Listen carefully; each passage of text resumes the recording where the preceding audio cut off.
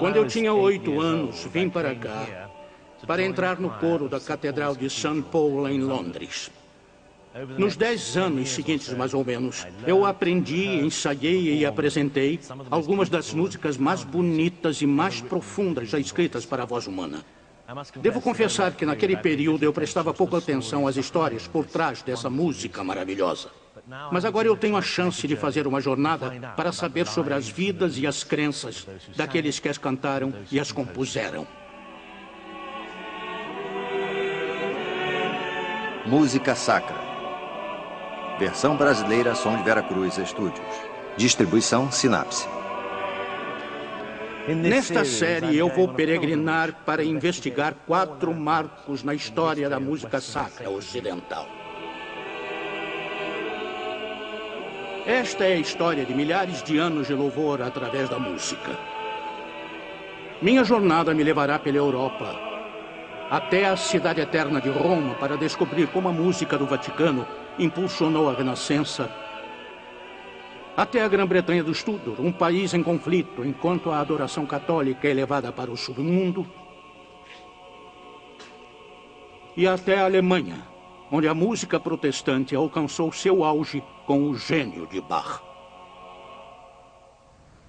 Mas primeiro vou sair de Londres para Paris medieval para acompanhar a história do desenvolvimento da música da igreja cristã, da simplicidade assombrosa do canto puro ao esplendor da polifonia gótica.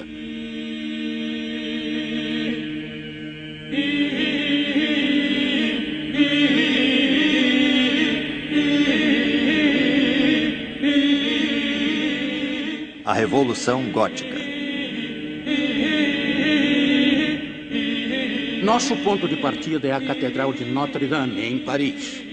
O prédio no coração da Revolução Gótica que aconteceu no norte da França no final do século XII. Uma explosão de criatividade que trouxe avançada tecnologia medieval junto com a superação dos limites da experimentação musical. O resultado foi um som como nunca se ouvira antes. Harmonia. Essa era uma música que podia iluminar não só o mundo da igreja, mas também as vidas das pessoas que compunham, executavam e ouviam.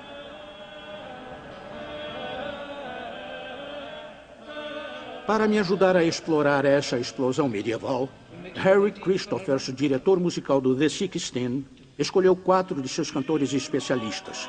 Os tenores Mark Dobell e Simon Burridge, o barítono Eamon Dugan e o baixo Jonathan Arnold. Eles trouxeram seu conhecimento musical para a Basílica Gótica de Saint-Denis, ao norte de Paris.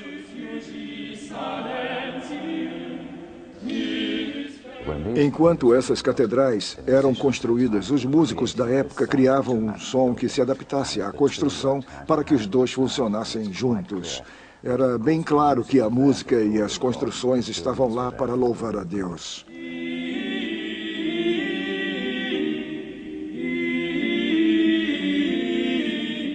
Quando foi ouvida pela primeira vez, deve ter sido a coisa mais moderna que alguém já tinha ouvido.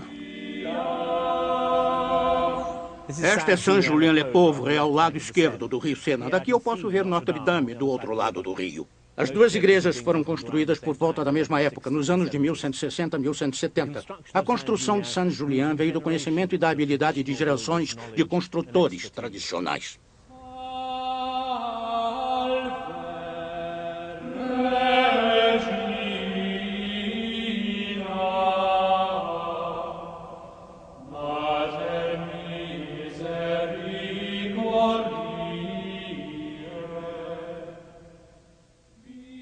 Por 1000 anos, esse foi o padrão de arquitetura de igrejas. Paredes grossas cobrindo um interior como uma caverna de câmaras, divididas por esses imensos pilares sustentando o teto e pontuados por pequenas janelas arqueadas.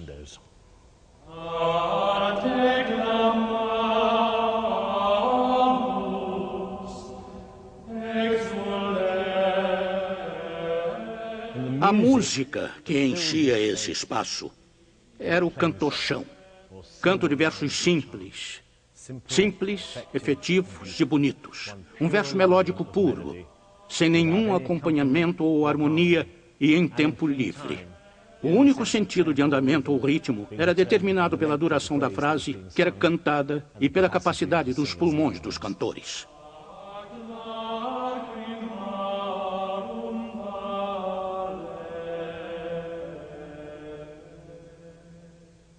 O canto-chão começou no século VI e se tornou o ponto principal do canto dos cultos.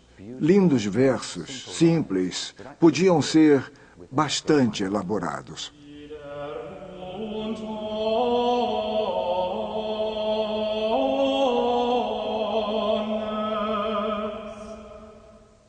E o principal é um verso facilmente memorizado. Então as congregações conheciam esse verso e cantavam junto com eles. Mesmo sendo simples, é incrivelmente expressivo.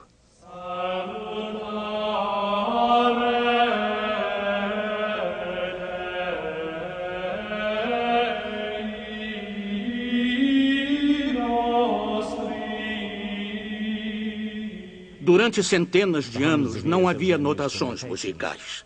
Os manuscritos para uso do coro continham apenas o texto. As melodias deviam ser decoradas e apresentadas de memória. Levavam 10 anos para que um cantor aprendesse todo o repertório de sua própria comunidade religiosa.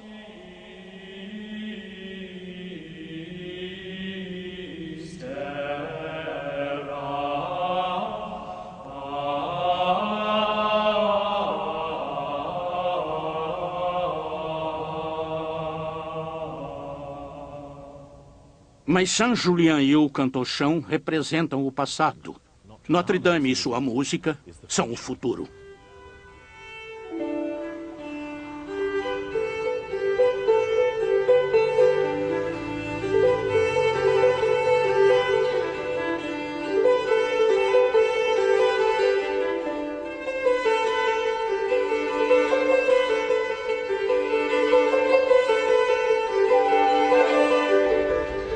Estou na Place du Parvis de Notre-Dame, e lá está ela, a própria Notre-Dame. Em fins do século XII, essa área era um labirinto de ruas movimentadas, cheias de estudantes, eclesiastas, artesãos e mercadores. Devia ser uma experiência extraordinária ver esse imenso prédio elaborado fazendo sombra na cidade medieval. Mas essa não era só uma grande catedral nova, ela era uma afirmação gótica em pedra e vidro, uma construção revolucionária. O que havia de novo nisso? O que era novo arquitetonicamente falando? A novidade é que o estilo gótico é muito revolucionário em certas técnicas de construção. E essas técnicas basicamente permitiam prédios mais estreitos, mais esguios e muito mais elegantes. A arquitetura gótica existe por causa da invenção da abóbada em cruzaria. E você vê as abóbadas, se olha para o teto em cima e observa... Abóbadas são como os ossos do corpo que depois são cobertos com tecido e pele. Há uma semelhança com o esqueleto.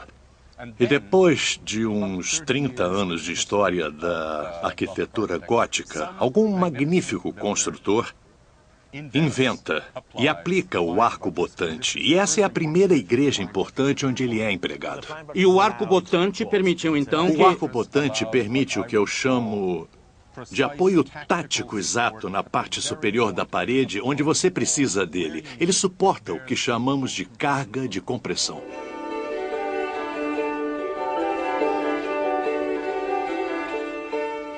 Se você pudesse tirar a pele do prédio, encontraria o arco-botante tocando o lado de fora da parede, onde está exatamente o ponto onde a abóbada desce no interior da catedral. O ponto mais alto de pressão? As catedrais góticas podem ter paredes bem mais finas por causa do sistema de apoio das abóbadas em cima, junto com os arco-botantes do lado de fora. Arco-botante, até o termo é glamuroso. Ele fornecia tecnologia para o novo espaço medieval, transferindo a pressão para baixo ou essencialmente amparando as paredes. Goethe chamava a arquitetura de música congelada e relacionado diretamente à construção dessa estrutura monumental a um triunfo musical secundário, uma nova arquitetura do som. Podemos encontrá-la no Magnus Liber, o Grande Livro, a maior realização da música medieval.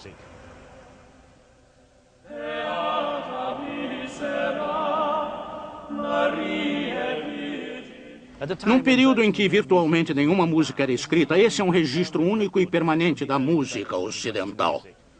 Em sua forma original, ele contém um ciclo de músicas para o ano todo da igreja e, principalmente, mostra a evolução dos versos simples de canto até a música polifônica de muitas vozes.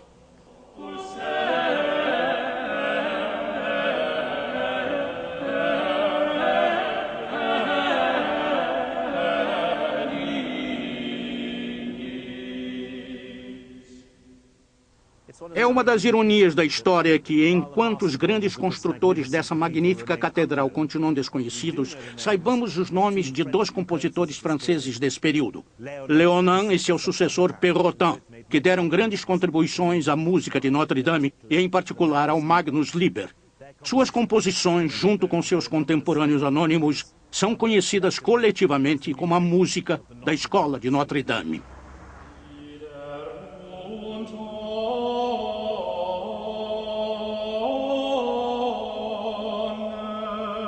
A obra-chave da Escola de Notre-Dame é o Viderunt Omnes, um texto bíblico padrão que foi cantado como cantochão durante séculos, mas nas mãos de Léonin foi transformado em algo radicalmente novo e diferente. Léonin fez algo realmente especial porque ele pegou o cantochão, pôs longas notas nele, bem longas, de maneira que a primeira nota se sustentasse por muito tempo.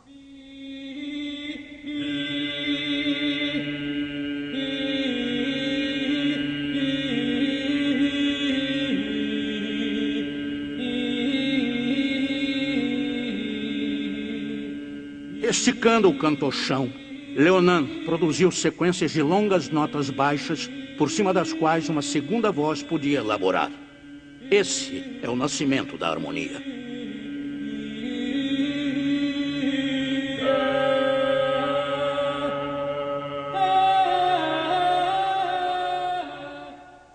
A parte que eu canto é uma parte de baixo barítono.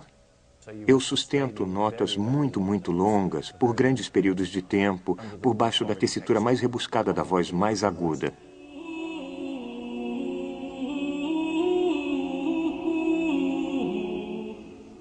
Viderunt omnes fines terrae, todos os cantos da terra já viram. Salutare Dei nostri, a salvação de nosso Deus. Jubilate Deo, faça um som alegre para Deus. Omnis terra, toda a terra.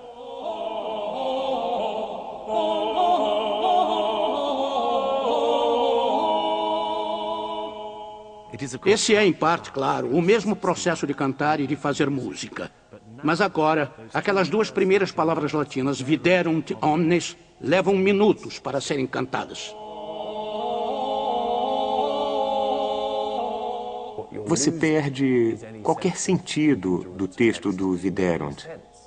Mas o que se ganha com um novo arranjo de Léonin para os textos é uma dança como uma música espiritual alegre.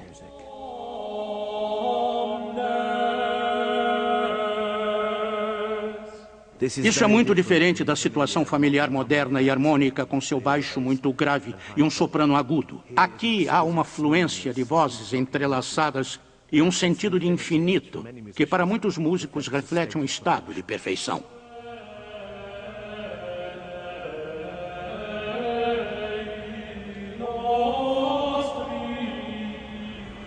Virtualmente, tudo o que sabemos sobre a música da Escola de Notre-Dame vem de um importante mas anônimo escrito da segunda metade do século XIII, muito depois que os compositores da música tinham morrido.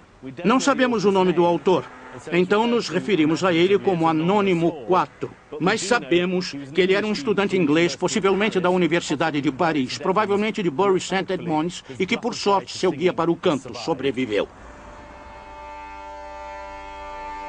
O Anônimo IV escreveu nesse documento crucial que um compositor chamado Léonin compilou uma coleção de partituras musicais para cantores da Notre-Dame, o Magnus Liber.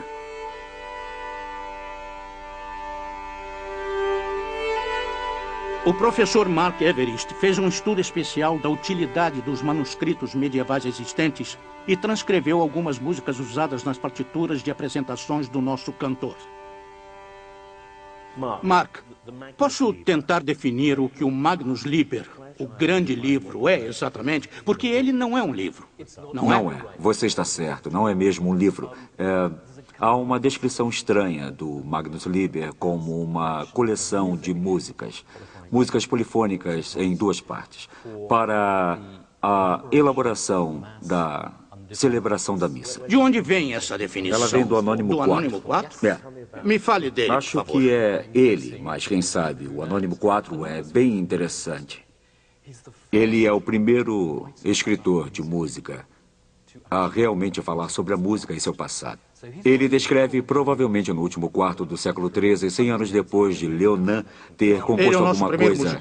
Pode-se dizer isso. E ele dá uma história sobre Leonin e os tipos de cargos eclesiásticos que ele tinha.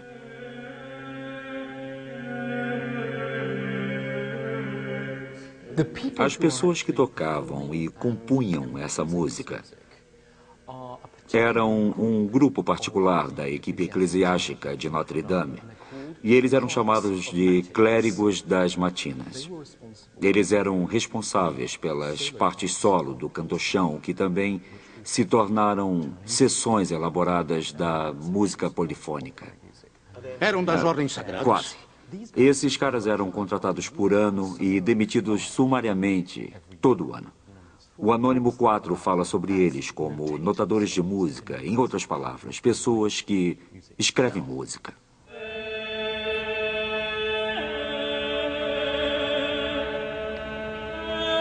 Para esses pioneiros da polifonia, a vastidão inspiradora do interior da Catedral Gótica de Notre Dame deve ter sido um novo espaço acústico excitante e desafiador.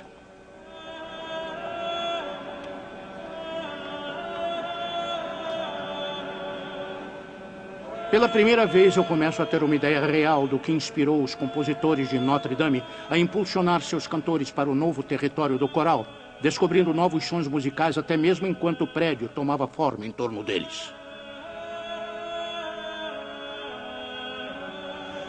Leonin deve ter passado boa parte de sua carreira aqui, no coro não terminado do lado leste da catedral, separado do barulho sem dúvida incessante da construção por uma tela temporária que se movia para o oeste coluna por coluna com o passar dos anos.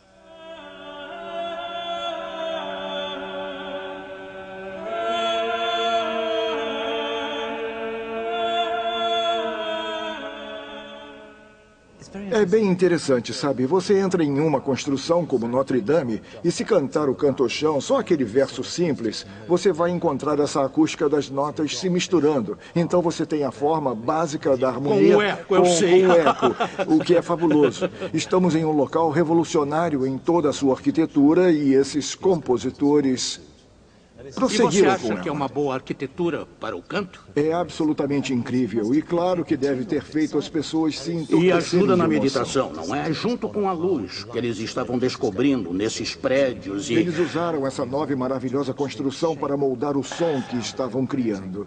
E havia ideias bem claras de que a arquitetura devia se parecer com a música e as duas formariam uma parceria. Eu acho incrível que naquele prédio e naquele período em particular, aqueles homens tenham tido essa ideia revolucionária.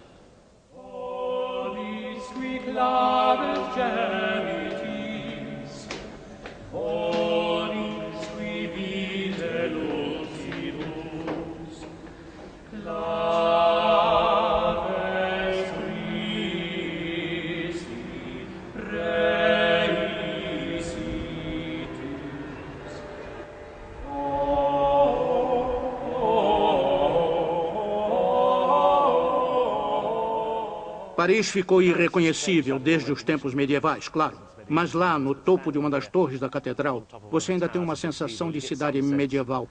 E eu imagino como seria um homem ou uma mulher medieval ficar ali, olhando outros seres humanos lá embaixo. Eles deviam se sentir deuses ou anjos.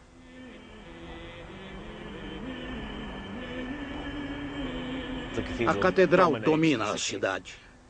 Deus olhando a vida humana de cima.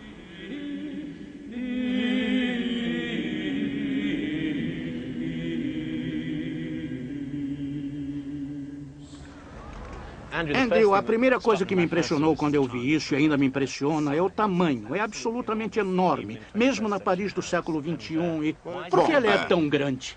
Ela ainda domina Paris, mas o que você tem que lembrar é que no século XII, quando o prédio foi construído, era uma questão de controle político e também religioso. Então, os líderes políticos da época, quando ela foi feita... A catedral foi fundada por Philippe Auguste. E sua grande ideia era de que Paris podia substituir Roma como centro político e religioso da Europa. E claro que essa foi a ambição de Maurice de Sully, que patrocinou os primeiros arquitetos de que ela deveria sobrepujar... E que era o primeiro-ministro de Philippe Auguste? Sei, eu sei. Ela deveria sobrepujar qualquer ambição romana de controle da Europa. Então não era só por Paris, mas para unificar a França como país e depois espalhar seu controle político além das fronteiras de Paris. E deu certo? As pessoas ficaram impressionadas com ela por toda a Europa? Ela transformou Paris numa rival de Roma? Paris já era rival de Roma intelectualmente. O que ela fez foi trazer as pessoas para admirar essa coisa, mas também deixou bem claro que Paris estava dizendo: esse é o centro de toda a autoridade intelectual e teológica da Europa. Mas o que eu acho interessante é que você vê a altura de Notre Dame agora, e ela literalmente ofusca todas as galerias e pequenas celas onde os monges e padres divulgavam a palavra de Deus no centro. E essa foi uma declaração proposital, claro, você não acha? Claro. E a área ao redor? Me fale um pouco dessa área ao redor. Bom, era uma área isso muito é muito difícil. bem higienizado, bonito e limpo, mas tudo isso eram becos, pequenas ruas. Então esta praça não estava aqui? Não. Tudo isso aqui parecia Calcutá ou Mumbai contemporânea. Também era um lugar bastante agitado. As fronteiras de Paris eram a ponte aqui e ali. Então estava cheia de punguistas, ladrões, prostitutas. Paris era pequena, mas lotada. Era muito apertada naquele espaço, era mesmo. E os provincianos temiam esse local perigoso porque ouviam o barulho de Paris a léguas de distância, como se dizia. E isso era característico, os barulhos, os gritos dos vendedores, dos fregueses, esse tipo de coisa. Então era perigoso. 24 horas. Era um lugar perigoso, mas absolutamente fascinante, sabe? E a ideia era de que a palavra de Deus dominava tudo o que acontecia. Podemos captar alguma sensação de como era a vida pelo trabalho do filósofo e músico Pedro Abelardo, que veio das províncias para Paris para estudar teologia.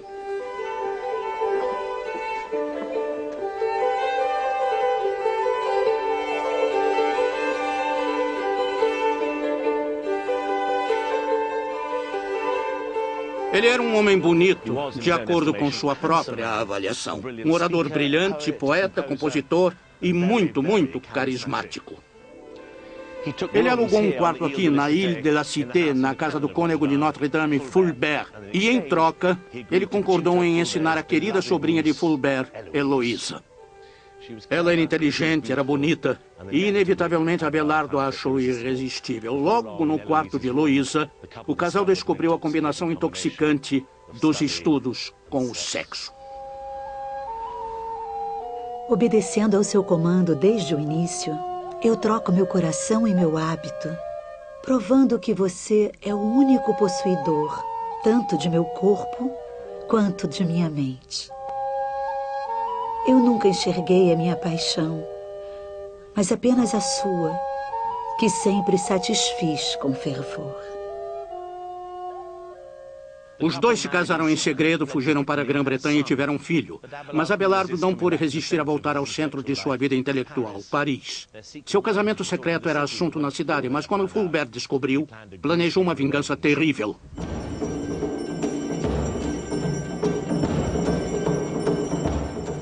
Numa noite, um grupo de homens invadiu o quarto de Abelardo e, em suas próprias palavras, cortou fora a parte com a qual ele cometera o pecado.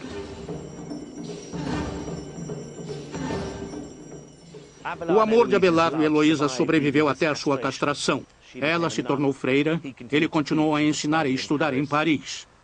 O que resta hoje de sua relação é uma série de cartas que eles trocaram. E elas mostram uma combinação peculiarmente francesa de amor à filosofia e de um pelo outro. Há duas coisas com as quais, devo confessar, você pode cativar o coração de qualquer mulher. Sua habilidade em fazer canções e sua alegria em cantá-las. Foi por isso que todas as meninas arderam e suspiraram de amor por você e tiveram inveja dos meus prazeres e de minha cama. Abelardo compôs um inário para o uso da comunidade de freiras na qual a Heloísa ingressou. Apenas um poema com essa temática restou daquele trabalho. É uma meditação sobre as decepções da vida humana. No céu, na presença de Deus, quando todo dia é domingo e há descanso para os cansados, não haverá separação entre o desejo e sua realização. Todas as preces serão atendidas. Mas enquanto isso, devemos continuar lutando.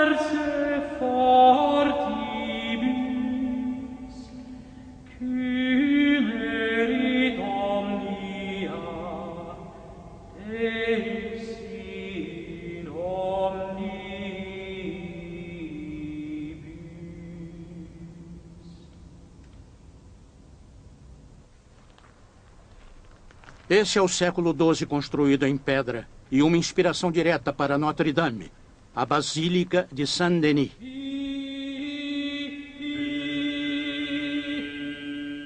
Aqui, Harry Christopher e seus cantores estão experimentando a acústica gótica para tentar recriar o som autêntico do organum duplum de Leonin, uma polifonia em duas partes. O organum é a ideia de notas longas. E por cima delas há versos improvisados, o duplo. Quando cantamos na Saint-Denis é desconcertante, porque o som volta por inteiro. É uma linda acústica. O som é igual em toda parte e é o que eu chamo de um lindo rastro para terminar o som.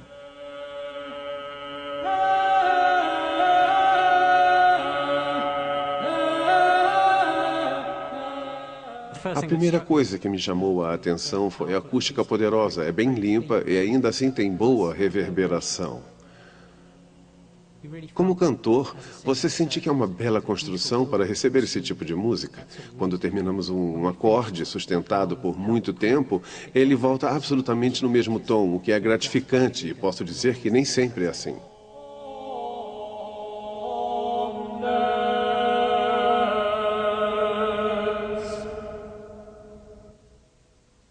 Essas antigas composições de duas partes são marcos na história da música ocidental.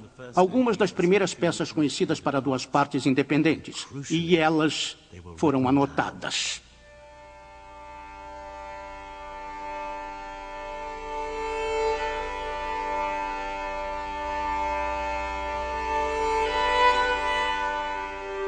Helen Deming é especialista em polifonia medieval, com um enfoque na representação gráfica dos sons musicais.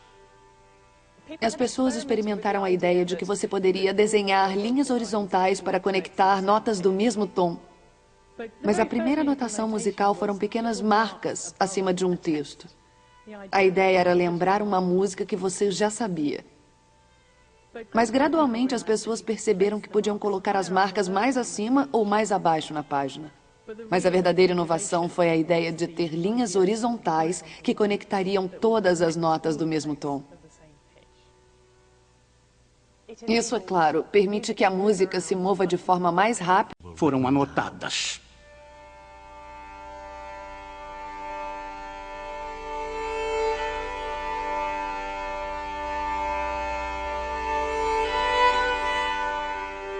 Helen Deming é especialista em polifonia medieval, com um enfoque na representação gráfica dos sons musicais.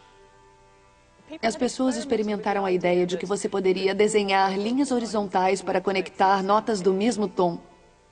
Mas a primeira notação musical foram pequenas marcas acima de um texto. A ideia era lembrar uma música que você já sabia. Mas gradualmente as pessoas perceberam que podiam colocar as marcas mais acima ou mais abaixo na página.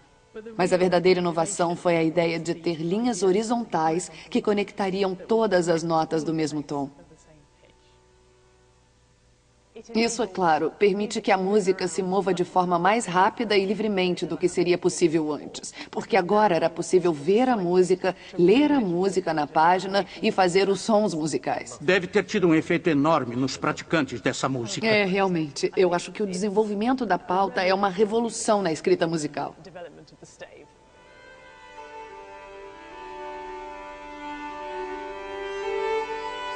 Marcas que simbolizam notas, postas em linhas colocadas uma acima das outras.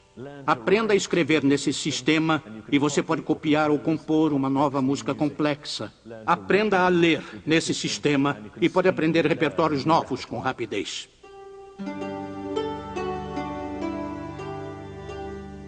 As regras eram uma obsessão medieval. Energias acadêmicas intermináveis foram gastas na busca pelo aperfeiçoamento de uma explicação de como o universo funciona. Fundindo o Velho e o Novo Testamentos com a filosofia, a ciência e a matemática gregas, estudiosos formularam leis universais. E a música foi fundamental.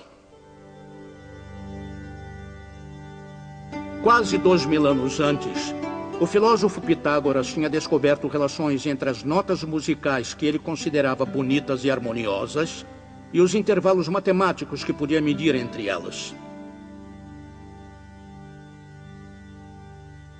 Ele declarou que as leis científicas por trás disso seriam as mesmas que governam os movimentos das estrelas e dos planetas. Estudiosos medievais se agarraram a essa ideia de pureza harmônica e tentaram produzir um grupo de regras que serviriam para a música e se encaixariam no esquema filosófico mais abrangente das coisas. Todo teórico fala tecnicamente. Eles falam sem parar sobre detalhes de notações que são codificados nessa maneira escolástica, fantástica, para que tudo tenha uma estrutura, tudo tenha um lugar onde se encaixar. Há cursos de música desde os anos de 1260, e eles eram exatamente o que você esperava, muito mais parecido com física e com o que entendemos como música hoje.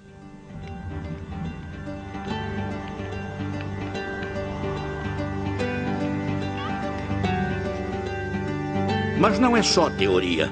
Uma das belezas da música é que você pode facilmente colocar a teoria em prática. Essa é uma oficina em Essex. Ela pertence ao Nick, que na verdade é um luthier. Você pode ver os violões que ele faz na parede. E ele vai mostrar como fazer um instrumento bem simples. O monocórdio. Eu sou totalmente incompetente nisso, mas ele vai me guiar. Bem, Nick, podemos começar? Esse é um instrumento bem simples comparado a um violão. Tá. Começamos com 4 pedaços de madeira do mesmo tamanho. Temos 4 pedaços que eu vou pedir que você colhe. Tá bem. Este é seu bloco de madeira, tá? Então, você precisa de um pouquinho de cola. Só um filete, como se diz. E depois é aqui que você vai colar. Está ótimo. O monocórdio é bem simples de se fazer, mas o que ele faz é bem especial. A determinação para demonstrar que as regras de Pitágoras podem ser aplicadas à música religiosa ocidental inspirou os teóricos a tentar medir precisamente as frações de notas dentro de uma oitava. Muito bem. Então está preso. É preciso Isso. secar. Eu acho que se tivermos cuidado, podemos colocar o baixo. Eles descobriram que 2 intervalos, a quarta e a quinta, produziam uma ressonância satisfatória, uma harmonia, como a matemática pura de Pitágoras havia previsto. Com esse instrumento, o monocórdio, essas relações matemáticas podem ser medidas e demonstradas. Vamos? Bem, nós vamos ter numa ponta uma cauda e na outra uma cabeça. Certo. É isso. Está certo. O monocórdio é simplesmente uma caixa com uma única corda. Quando você tange essa corda, ela vibra em uma frequência específica. E isso produz uma nota. Sol, não é? Está quase. Se você cortar seu comprimento pela metade, sua corda vai vibrar 2 vezes na frequência original e a nota será uma oitava mais alta. Posso fazer isso? Vai ser um desastre? Por favor. À direita e do outro lado. Oitava perfeita. Usando essa ponte deslizante, você pode subdividir indefinidamente e, como mágica, pode calcular e também ver e ouvir os diferentes intervalos harmônicos e suas relações. Você tem a sensação de que isso é Pitágoras. Esses são os intervalos Claro que perfeitos. sim. Tudo isso é filosofia grega, mas é, na verdade, um instrumento totalmente prático. E não há nada como ouvir ao vivo, na verdade. Você ouve uma teoria posta em prática. E aqui estou eu, orgulhosamente, com meu próprio monocórdio. Bom, eu acho que você aprendi precisa de um também. gin. Eu acho que eu aprendi. Muito obrigado. Obrigado. Obrigado. É aqui que a matemática encontra a música. Perceba que essa é a corda dividida de 2 para 1. Certo. Isso deve ser uma oitava, não é? Deve ser. Espera, canta, por favor. E essa é a oitava perfeita. E você acha que é quase um dó, não é? É quase um dó. Quase um dó. O segundo intervalo é uma quinta. Então temos uma nota mais baixa. Um ré. Então deve ser... Na verdade, canta primeiro. Mágico é uma quinta, então é um lá. E essa deve ser uma quarta. Então...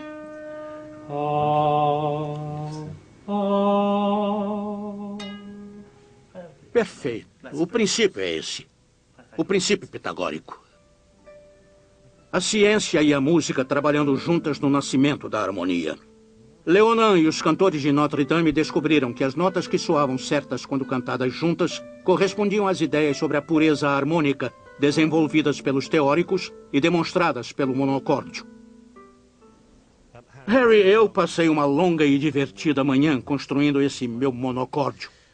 Estou muito orgulhoso. Então, para que ele era usado? É exatamente? impressionante, muito impressionante Obrigado. mesmo. Muito obrigado. Ele era usado simplesmente para dar a nota, mas o mais importante era para ensinar aos jovens músicos os intervalos e, particularmente, a quarta e a quinta. Vamos tentar reconstruir os primeiros estágios do organum, não é isso? O organum é baseado no canto. Então temos aquele canto maravilhoso, Rec Dias, para o dia de Páscoa. Isso. Vamos cantar antes de qualquer coisa, bem simples.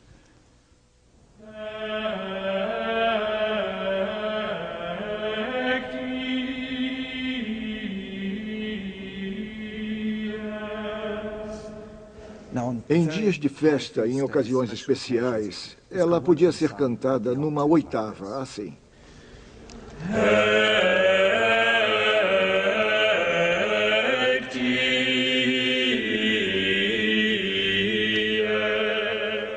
Então, esse é outro trecho cantado, uma oitava abaixo. Ele dá, obviamente, um pouco mais peso. Você tem a sensação de uma ocasião realmente festiva. Isso. Então, a primeira coisa que achamos que eles fizeram foi somar a uma oitava só para dar um pouco de estabilidade. E aí, qual foi o próximo estágio? Esse é o trecho Isso é interessante porque é o intervalo da quinta. Essa deve ser a quinta. Chinês. Então cantamos assim.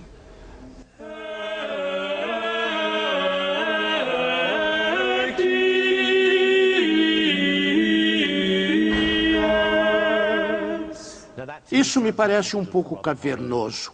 Eu diria que é um som sinistro, é muito sombrio, não é? Sim, ele cabe nos arcos dessa igreja, mas temos algo ligeiramente diferente e ouvimos o intervalo de uma quarta um pouco mais baixo.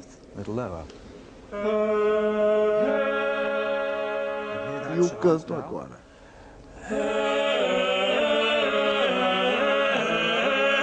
Então, aqui está o grupo de notas que vai harmonizar quando Leonin remodela o cantochão como polifonia, com as notas baixas longas e uma segunda voz elaborada. Esses 3 intervalos são os 3 intervalos básicos que tiramos da teoria de Pitágoras. E os teóricos desse tempo escreveram sobre esses intervalos e diziam que eles são os mais... puros, os intervalos perfeitos. Se pudermos imaginar o Rec Dias ouvido no dia de Páscoa pela primeira vez, deve ter tido o mesmo efeito que a sagração da primavera do Stravinsky teve para a plateia. Algumas pessoas devem ter odiado, outras pensaram, uau, que música fantástica é essa?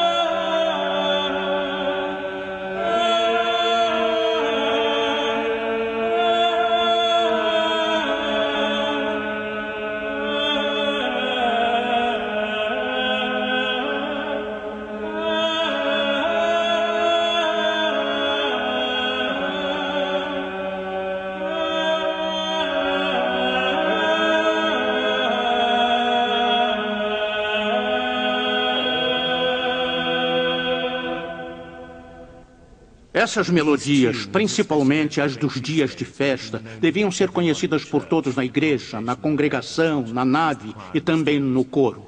Mas para quem era cantada essa música? Claro que era diretamente para os céus. A principal e maior plateia para essa música era Deus.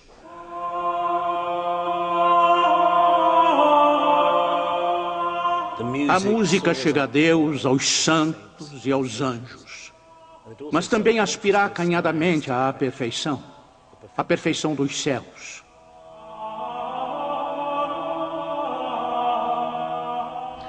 Pura, mas complexa. As vozes independentes, mas precisamente posicionadas umas contra as outras. Um exercício intelectual governado por padrões matemáticos, mas com uma intenção espiritual mística.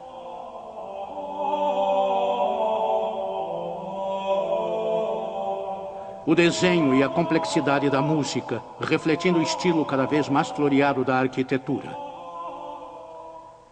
O arco botante, as janelas pontudas, os arabescos, as esculturas, os vitrais ambiciosos. Isso é o verdadeiro gótico.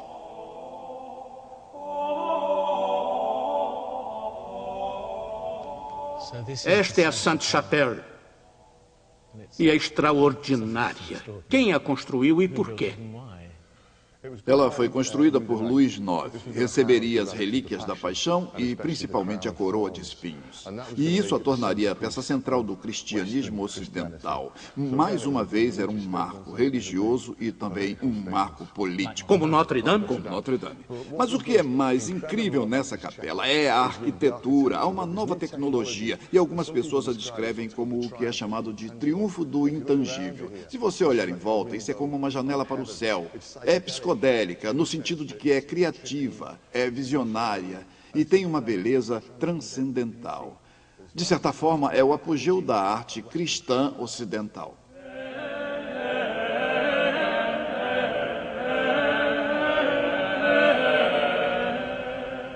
Há alguma beleza nisso também que tem a ver com o século XIII. E tem a ver com o material misturado ao intangível, ao impossível. O que acontece aqui é impossível. E você tem que lembrar que, para a mente medieval, isso é uma experiência enlouquecedora.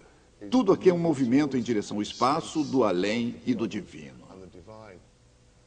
Para eles era como uma fotografia do céu?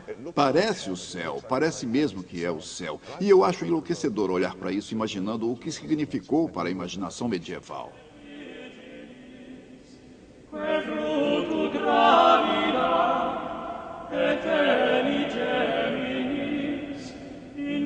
Cada detalhe dessas construções extraordinárias foi pensado para enviar essa estonteante mensagem teológica. Sua elegante geometria reflete o conceito do universo ordenado e harmônico de Deus. A nova polifonia era parte integrante disso, como os vitrais e a alvenaria vibrantes e texturizados. Então, junto à arquitetura gótica, essa música se espalha pelo norte da França e depois rapidamente por toda a cristandade medieval.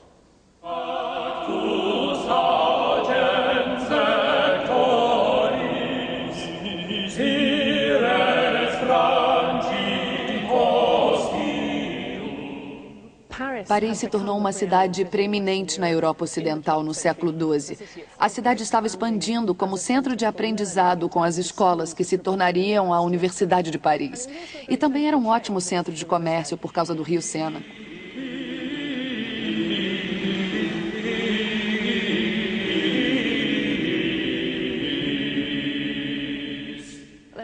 Pessoas de toda a Europa vinham para Paris. Elas iam a Notre Dame ouvir essa música e viam esse prédio novo fabuloso. E qualquer um com interesse em música reconheceu isso como algo estonteante. E rapidamente fez notações dela e levou o que ouviu lá para suas terras natais. Então presume-se que algumas pessoas disseram: "Oh, você tem que ouvir o novo Leonin, é maravilhoso." Claro. Era possível, por exemplo, você mandar um livro para outro lugar para que um cantor lesse e fizesse os sons musicais sem que outro cantor precisasse estar junto para ensinar a música a ele.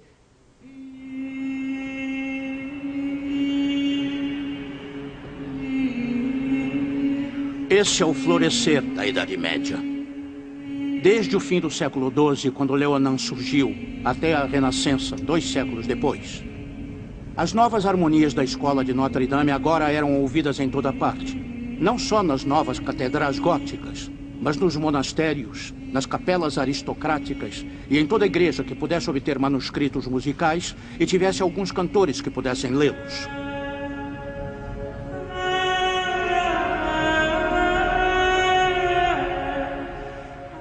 Apesar de não haver um documento que possamos chamar de Magnus Liber, há uma meia dúzia de manuscritos de Notre Dame espalhados pela Europa, evidências de como a polifonia era exportada com eficiência. Na biblioteca Herzog August, em Wolfenbüttel, no norte da Alemanha, descobri 2 dos exemplos mais bem preservados. Esses são manuscritos de Notre Dame.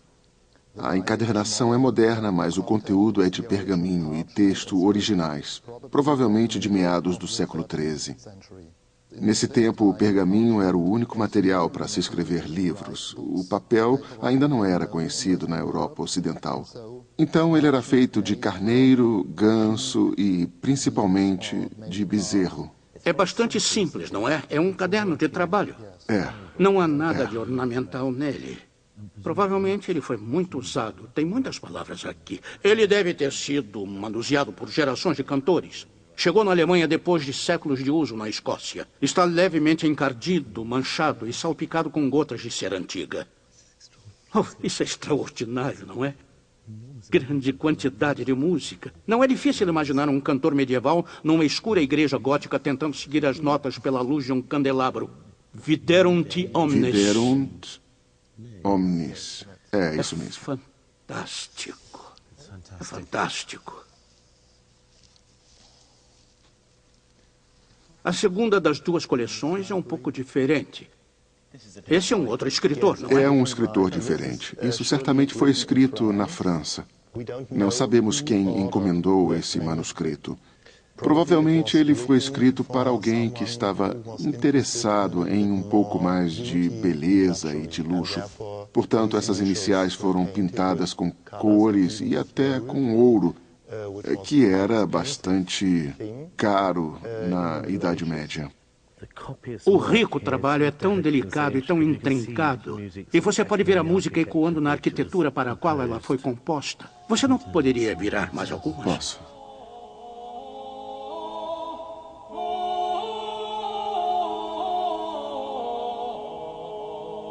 Com essas partituras sendo copiadas e circulando, a polifonia francesa começou inevitavelmente a tomar a Europa, mudando fundamentalmente a maneira como mestres de coro, cantores e congregações pensavam a relação entre a música e a adoração divina. Todos os principais fatores que impulsionaram a Revolução Gótica estavam agora em seu lugar. Um novo método de notação musical, o monocórdio, os novos espaços acústicos criados pelo estilo gótico de arquitetura, tudo se uniu para fornecer as circunstâncias nas quais a música polifônica poderia florescer.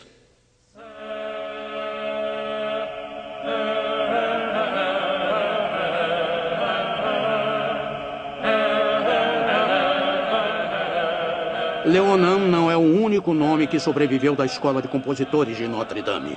Também sabemos que seu sucessor se chamava Perrotin. Em uma geração, Perrotin compilou uma nova edição do trabalho de Leonin. Anônimo 4 descreve Perrotin como um mestre que escreveu a melhor polifonia em 4 partes. Cederam-te Príncipes foi escrita para a festa de Santo Estevão, o primeiro mártir cristão e copatrona de Notre Dame.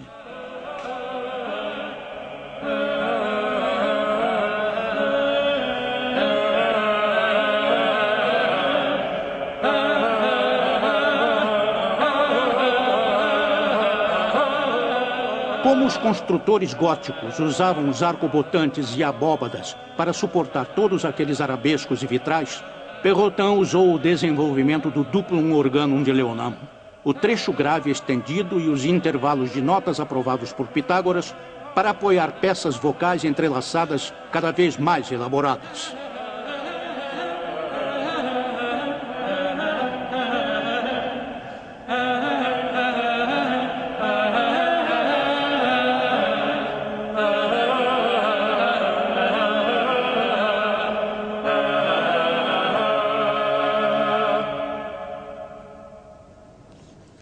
Então, Harry, chegamos agora em um dos grandes momentos da música ocidental. Quanto tempo antes disso acontecer, a igreja cantava o que estávamos cantando? É só uma questão de uns 50 anos. Estamos falando da virada do século XII. E temos Leonin escrevendo o duplo organo e depois Perrotin chegando, revisando e transformando-o em 4 partes.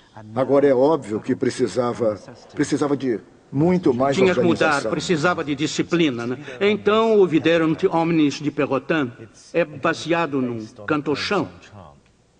Vamos cantar a frase. E você vai pedir que eu cante também, não é? Claro que sim. Bem, vocês sabem de cor. Eu tenho minha versão moderna do monocórdio. Um monocórdio. Agora? Viderunt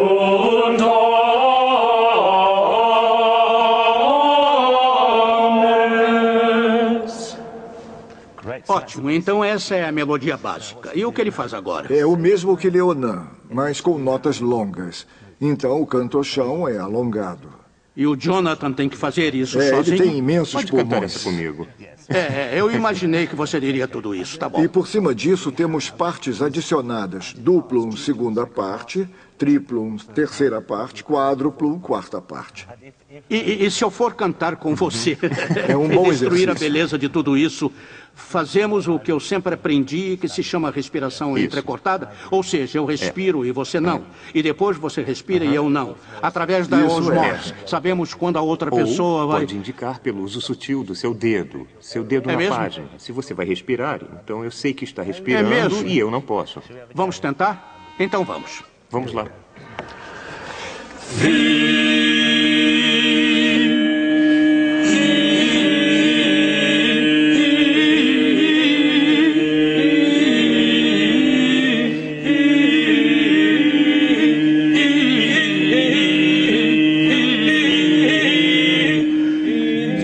Então temos várias interpretações diferentes. Nossos dedos funcionaram. Essa foi a parte mais emocionante para mim. Nossos dedos Acho que o funcionaram. negócio é o acorde inicial, o impacto que aquilo deve ter tido em 1198, quando foi apresentado pela primeira vez no dia de Natal. Foi um momento incrível.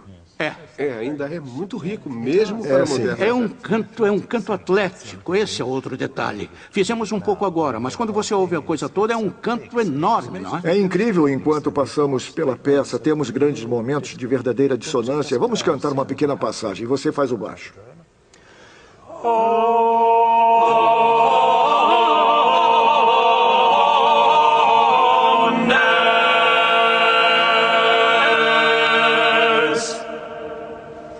É uma cadência fantástica, não é? É, sim, absolutamente Apesar do brilhante. fato de ser uma música espiritual e sagrada, ela dá uma característica natural e isso soa como verdadeiro. E muitos compositores modernos se orgulhariam desse momento. É claro, é claro.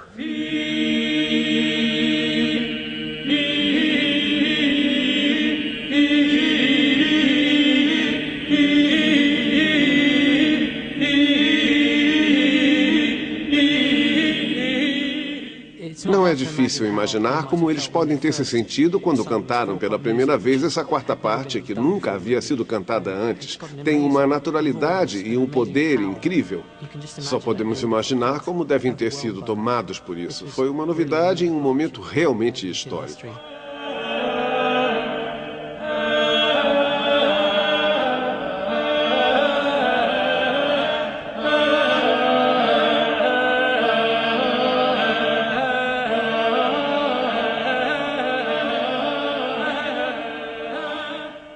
Como a quarta parte de Perrotin deve ter soado para uma congregação na virada do século XII, ao ouvir aquela tessitura maravilhosa, aquela quarta parte de acordes ressoando na nave e depois voltando, absolutamente incrível. Eles agora vivenciavam algo completamente novo.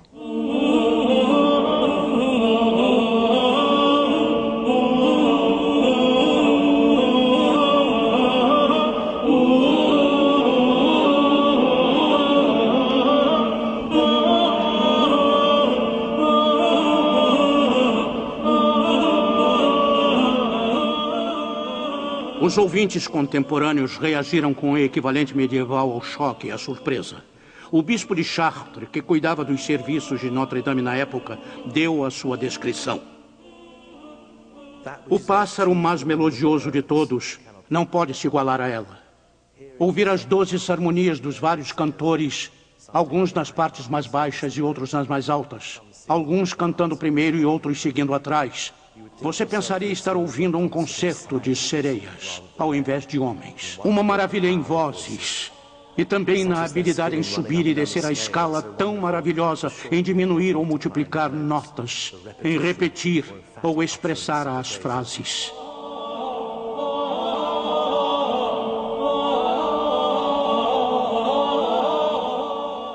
As notas agudas e seguras são tão misturadas às mais graves que os ouvidos perdem todo o poder de julgamento. Quando é levada ao excesso, serve mais a sensualidade do que a devoção. Mas se for mantida entre os limites da moderação, ela tira as preocupações da alma, dá alegria, paz e o triunfo em Deus, e transporta a alma para a sociedade dos anjos.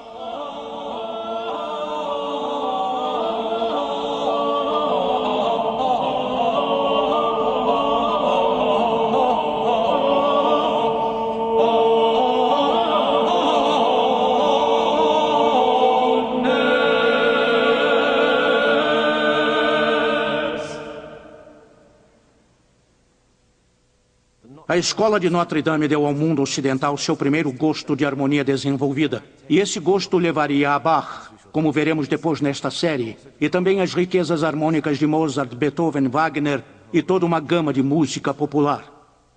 Vitus habit littera. É uma celebração. Esse é o dia de alegria. Vamos nos regozijar, diz o texto. Nossa culpa é perdoada. E certamente você pode ouvir essa alegria no conjunto complexo e hipnótico de 4 vozes.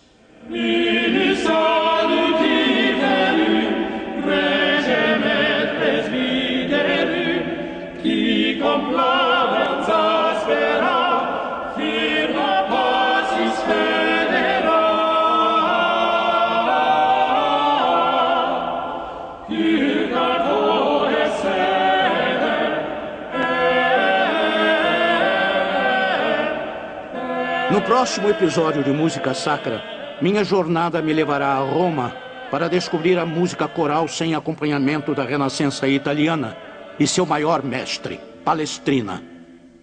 Sua história nos levará ao centro do labirinto da política do Vaticano do século XVI, onde papas mantêm o poder e a autoridade e os cantores levam a louvação a Deus a novas alturas estonteantes.